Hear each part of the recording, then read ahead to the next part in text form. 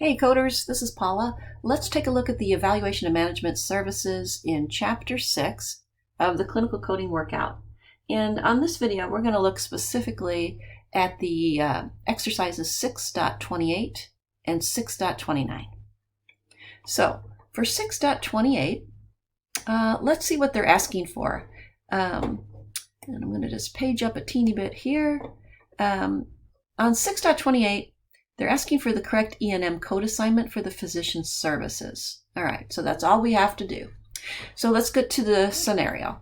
A 45-year-old patient was brought to the emergency department by ambulance for acute onset of chest pain with symptoms indicative of a pulmonary embolus.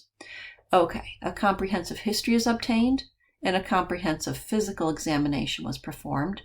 The medical decision-making was of high complexity. So again, all we want is the E&M code for the physician's services. Okay, that's pretty easy. We're going to say, let's see, we had a comprehensive history. We had a comprehensive physical and medical decision-making of high complexity. So those are our three elements that we need to look for when we go into the E&M coding in 3M. So we don't know the gender. I'm just going to leave it female, 45-year-old, and I'm going to switch this to HCPCS CPT and continue. So when you are looking for an E&M code, the easiest way is just to enter E/M, and it brings you right up to that section. Now on this screen, select Other Evaluation and Management Services. And now we're looking for Emergency Department. So I'm going to select this option here. And we're going to select Type A, CPT defined on this screen. And since we have the leveling already done for us, we can select Abridged Selections. Did the physician or other QHP direct emergency medical services, emergency care, advanced life support? The answer is no. And was there any critical care service? And the answer is no. All right, now we can enter our levels. First for the history, and that was documented as comprehensive. And then the exam, and that was documented as comprehensive. And then the medical decision-making, and that was documented as high complexity. All right, no prolonged services were included, and we're not going to code any temporary national codes. So we come up with 99285, and that is the E&M code that we want for this, this documentation. So here it would be answer B on 6.28. Let's continue with exercise 6.29. And this one is asking us to choose the correct ICD-10-CM and CPT codes for the visit. Okay, that's good to know. So, Dr. Jones saw Mr. Stone at the VA domiciliary after the patient had an episode of severe choking due to food lodged in his throat. This occurred at the noon meal today. He did not aspirate the food, but he had a slight sore throat after the episode. The patient stubbornly refused to go to the clinic, and I hate to see that kind of judgmental documentation, but anyway, but agreed to be seen if the physician came over. Mr. Stone has had several episodes of choking in the past few days, which he attributed completely to his sinus medication causing a very dry mouth. After an examination revealing redness and inflammation in Mr. Stone's larynx, Dr. Jones documented a problem-focused interval history. This is going to help us with our E&M code. Expanded problem-focused exam. And it's an established patient. That's good to know. The medical decision-making was low complexity. So let's see what he decided the diagnosis was. Another medication was substituted. He was advised to drink liquids with his meals and take smaller bites. Final diagnosis, documented by Dr. Jones, was choking due to foreign body in the larynx.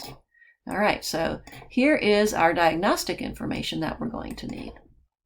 All right, so we have our diagnosis of foreign body and larynx, and we have our E&M information.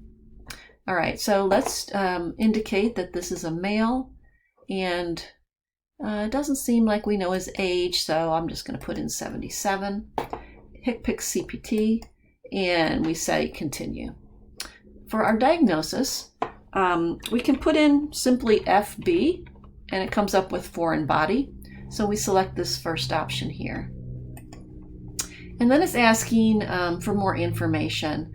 And the easiest way is just come down here and say the site. So I'm going to put in larynx and select this option. And there was no asphyxiation, so it's other unspecified on this screen. It's asking you for the specific type of foreign body, and in our case, it was food. This is the initial treatment, and we don't need to code anything else here. We're not coding external causes on this account, so we come up with T17-328A for our diagnosis.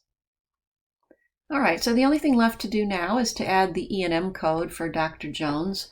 So let's say add procedure, and we're going to do E/M again, and go to our evaluation and management codes.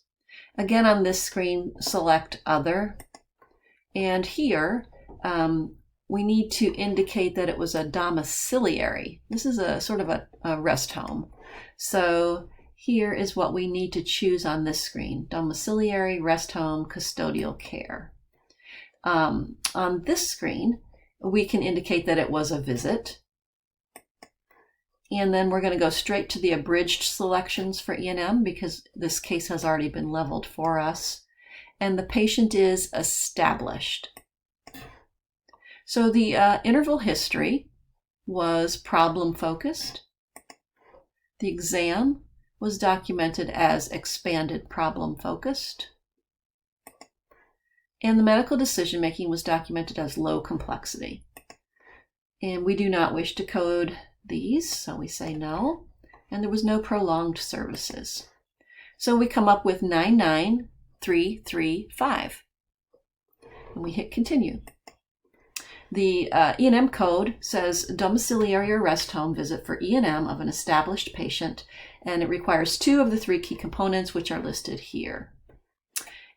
So for our answer, we are going to select answer C on this one.